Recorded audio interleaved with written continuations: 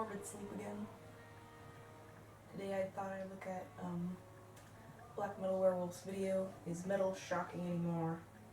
Which came out the 11th of April? 11th of April.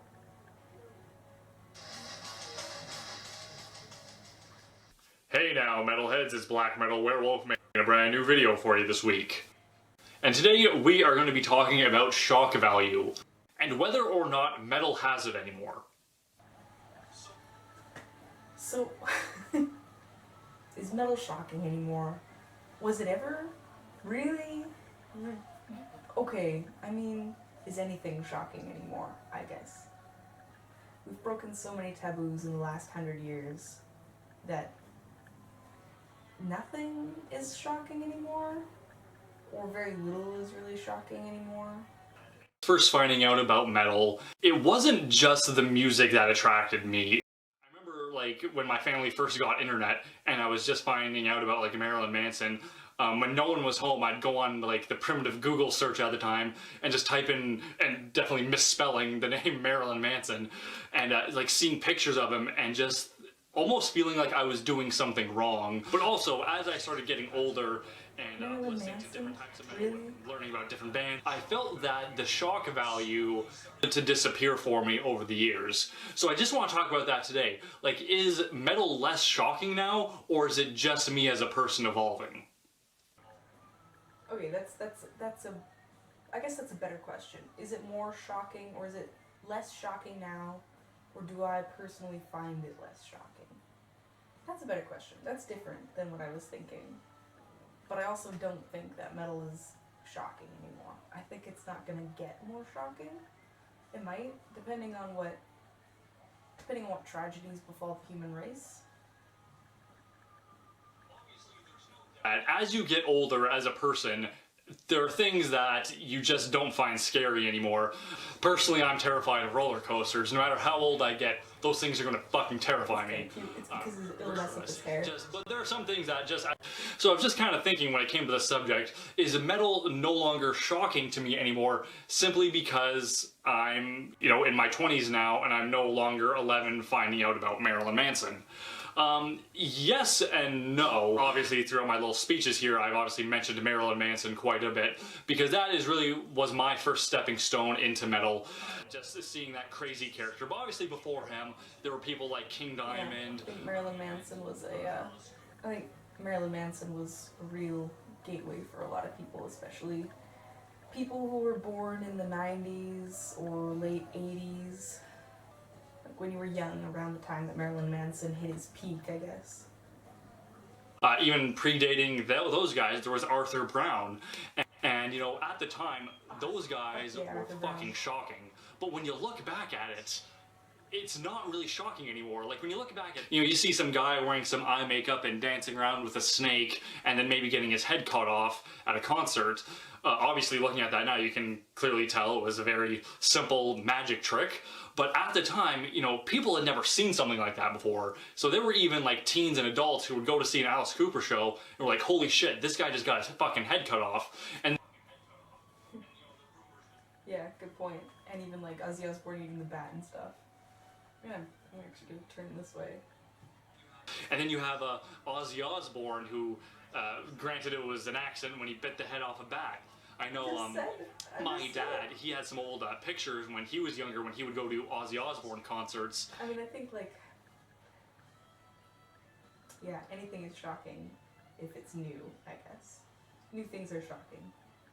And he had this one of, I don't know what tour it was, but they hung a midget on stage. But of course, it was obviously fake. The midget was clearly harnessed in, and he was in no real danger. But I'm sure at the time when people went and saw that, holy shit, they are hanging a midget on stage. I think even now, I would be shocked to see a hanged anyone on stage like that. That's one of those points where you're like, oh wait, if I went and saw this live, and something terrible happened, what if it wasn't part of the performance, What if something actually went wrong? My dad would always tell me when he was a kid, his parents fucking hated Kiss. But really, when you sit down and listen to Kiss's music, almost all entirely. Aren't that offensive or shocking in any way, shape, or form. Just his parents would look at these crazy guys with the hair and the makeup and the outfits and just think, this is inappropriate, this is shocking, we cannot look at something like this. Every generation has its boogeyman. It just doesn't seem like there is a boogeyman for quite some time. I kind of feel that Marilyn Manson. Yeah, I think the boogeyman doesn't look the same. It's not like we're gonna have musicians pretending to chop their heads off at shows anymore. I mean, that's been done. They have to think of something new, I guess. And I mean, the boogeyman now is kind of like Trump. Then there's a lot of trap artists, I think, have been a thing. I mean, I don't know about America, but like I think people are not as concerned about what their children are listening to anymore. It's mostly like mistreating women and rap music, maybe. Quite some time. I kind of feel that Marilyn Manson was the last boogeyman for America or North America. I'm not sure if he was that big of a deal in Europe, but definitely in the United States and Canada, he was a very shocking character. It just doesn't seem like there is that much of a shocking character anymore in metal. Not that much of a shocking character anymore in metal. Let's find out. I mean, black metal has plenty. There's Shining, that guy from Shining, Nicholas Farforth.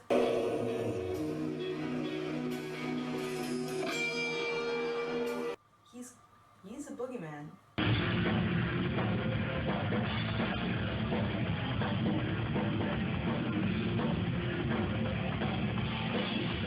He's fucking crazy.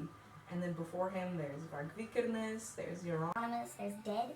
I follow so many like high school girls with black metal meme pages. They're not really meme pages, shitpost pages, where they just go fucking crazy about Uranus and Dead and all that, like early Norwegian black metal stuff. I think that's really where it started to change. It was like after like the shock of like Ozzy Osbourne in like the 70s and then the 80s with Kiss and all these sort of glam rock, and like Alice Cooper, Marilyn Manson in the 90s, and then there was black metal in the 90s and the early 2000s. So I think that was, I wouldn't say Marilyn Manson was the last boogeyman.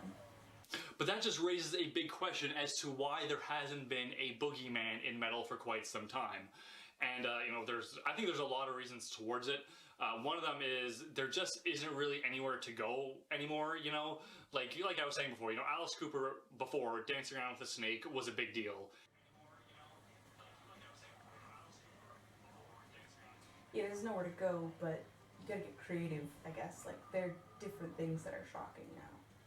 And I feel like probably people are shocked by Billie Eilish. That you just can't surpass it anymore. I remember a couple of years ago, I went and saw Lordi live, and one of the opening bands was this god-awful band called Bukkake. And I think they were trying to be really shocking, and they ended up like aborting a woman on stage. Like had this woman come out with like this fake pregnant belly, and they would give her an abortion. Personally, I didn't think it was that shocking because I saw what they were doing, and they were just, to me, it seemed like they were trying way too hard. But like from that point, like, is it trying too hard? Or are they trying to raise the bar? Personally, to me, it felt like they were trying way, way too hard.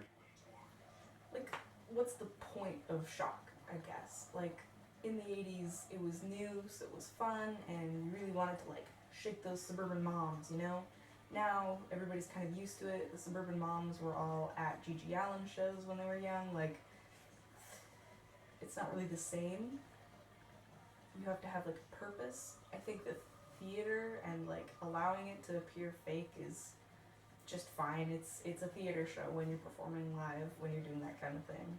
If there were some little kids in the audience and they would have seen that, it probably would have scared the shit out of them. So, thankfully, as metal progresses, there's always going to be new generations of metalheads coming into the scene because it's just a very attractive thing, especially for young kids. They see these outrageous antics and characters and they get drawn to it because it's just so damn cool and shocking, right? But it will get to the point where they just won't be impressed by the shocking things anymore. But then again, like these kids who want to start their own bands, and next thing you know, they want to be the next boogeyman. They want to do the next shocking thing. But can they do it? That's the big question. And for me, I want it to be true. I want there to be another boogeyman. I want there to be some character, some attraction that just really gets under people's skin and makes people say, "Holy shit!" I want to say yes, but I don't think it will, because I don't know. It's just so hard to top all these things. To the point where, you know, you'd have to kill someone on stage, legitimately murder someone on stage for something to be shocking again, right? Like, to the point where, you know, you'd have to kill someone on stage, legitimately murder someone on stage. So I guess the end point of what I'm saying here is, I think a lot of metalheads have been just so desensitized to it that there just isn't anything out there to shock them anymore, right? I always liken it back to the very first Halloween episode of The Simpsons. After Lisa reads The Raven to Bart, Bart's like, "Oh, that's not scary." And Lisa's like, "Oh, well, you know, this thing was like written in 1860. People were easier to scare back then." And Bart was like, "Oh, well, yeah, when you look at Friday the 13th Part 1, it's pretty tame by today's standards." And, you know, that's a really good thing to say, because you look at old horror movies. If you look at the original King Kong and Frankenstein, I'm sure when those movies came out in the 30s, those were really scary things. No one had ever seen a giant ape kidnap a small woman before and climb the fucking Empire State Building. I mean, things like Frankenstein and stuff they're scary because of the idea. I don't think people were like leaping out of their seats. I mean, people were leaping out of their seats for like the video of the train coming towards them, but that's because film was so new. It was funny, I was actually, I wasn't even intending on putting this point in the video, but as I was talking, it just kind of clicked into my head. It's that, do older metalheads need to be shocked anymore? And I guess the answer is definitely no. One of the main reasons that attracted me to metal, like I said before, is that it was so shocking and intriguing that it drew me into it. And now I feel like I'm very much embedded into the whole metal scene, that I don't need to be shocked anymore to get attracted to it, because I'm already well interested. I've already spent the money and gone to the concerts. So I suppose this the whole shock thing might just be for kids to really get them into it, because you know, like I was saying, like when I saw that band Bukkake and they did that whole abortion thing, to me it was definitely, I saw that and like, okay, they're trying too hard, blah blah blah. But to a kid, a kid might have seen that and be like, holy shit, no, I want to see more of this. This is scaring the crap out of me, and I like it, and I want to get more into it because it's scaring me. Yeah. I agree. So maybe the reason why there isn't as much shock in metal anymore is because they don't need to do it for the older. Or just like wacky, because I mean, Infant Annihilator has all those videos with the eggs and the weird gay dreams and stuff. That's pretty cool. That's something you don't really see very often in metal. Like, it's fun, it's brutal. Eggs and kind of like romantic in a way, but in a really silly way. So that's new. So like, if it's new to you, then it's good enough, I guess. Fans, and their past antics are already still there for the younger fans to get them interested in it. YouTube. So I suppose I talked enough for this video. So loops and tangents. This is just a very interesting topic to me, and I love talking about it. And, you know, to anyone who's unfortunate enough to listen to me. But of course, now I want to get your guys' opinion on all of this. Do you think there's still an inherent shock value in metal, or do you not think that? Do you think there's places to go for a shock in metal, or do you think it's just kind of a thing of the past? Please leave me a comment below letting me know what you think. I'd love to get your guys' opinion on all of this. I'm not gonna leave a comment, but I've got my video here that I'm making. And, I think maybe like those types of shock days are over for metal. We've progressed, like the music industry has progressed, people's tastes have progressed, culture is changing. I don't think that shock is inherent to metal. I don't think it ever was inherent to metal.